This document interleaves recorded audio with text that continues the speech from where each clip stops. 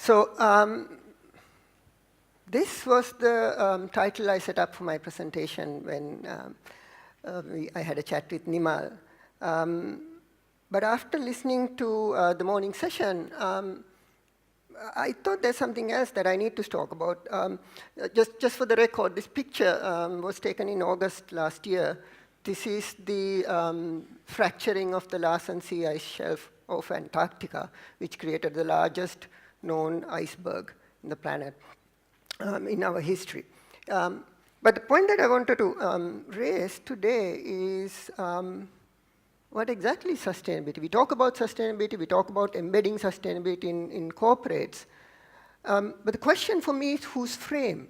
Because when we talk about corporate sustainability, first we think, okay, our company has to be sustainable. We have to be sustainable. But our framing always is either the corporate or the human.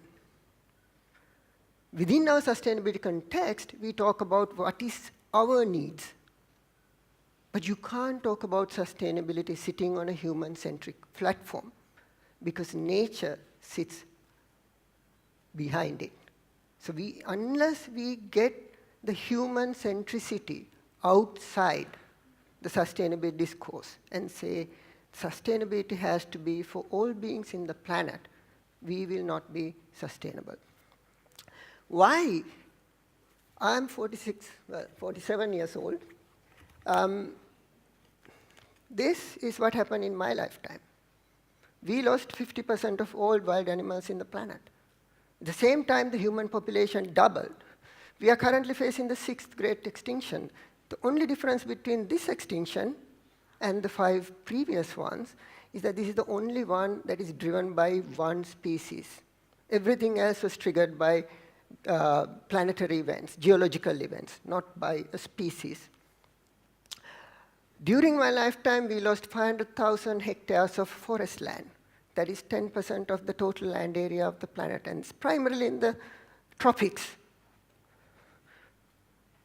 This is Indonesia, and we do this for this. Okay? We are all part of this. It's in the Chinese roll we had for our tea. Okay? It's in the food that we eat. It's going to be in the food that we are going to eat in the evening. It's so ubiquitous that you can't even buy soap which doesn't have palm oil anymore. Okay? And this is what this human centricity is doing. We speak about marine pollution. This is Midway Island. This is the furthest island that is from any mainstream continent. And there's millions of albatross, and they're dying because of plastic injection. Now you cannot buy salt, which is not polluted with microplastic. And we are all part of this. Here's another issue that we have. This is an interesting story. In Europe and US, bees are dying out on something called CCD, colony collapse disorder, which is primarily linked to a particular type of a chemical that we're using, neonicotinoids. And on this part of the world, we have Roundup or glyphosate. And we just had our ban overturned. Earlier, we had conversations about ethical tea. How can we resolve this contradiction between the ethical tea and pesticides?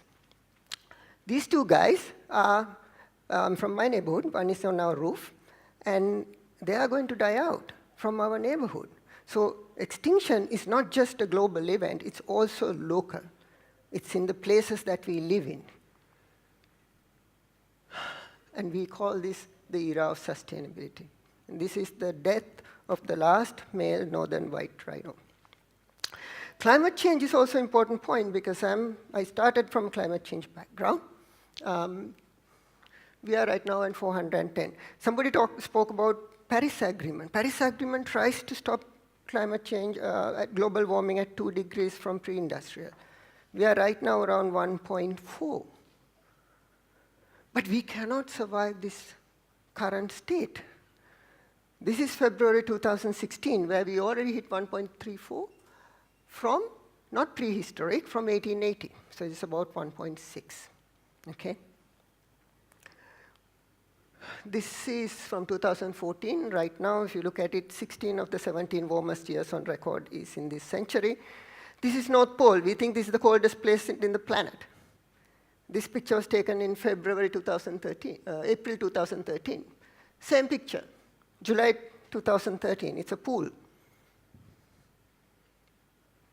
So right now, even in winter, it's possible to take a ship from Europe to Asia through the North Pole. This is the ice that's going to be not there in our lifetime. With that, the polar bears.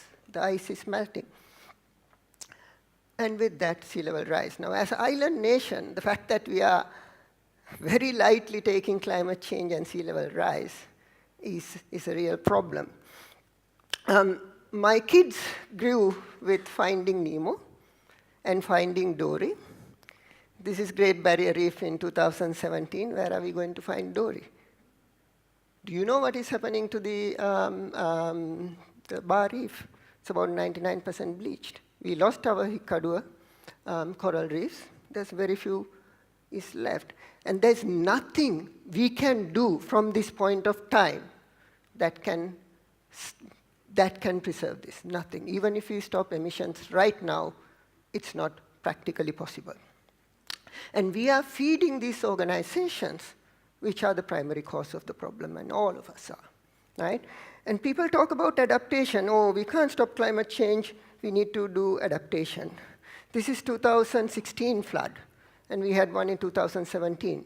Now, this is going to be the norm, not the exception, every year, or every 2 years.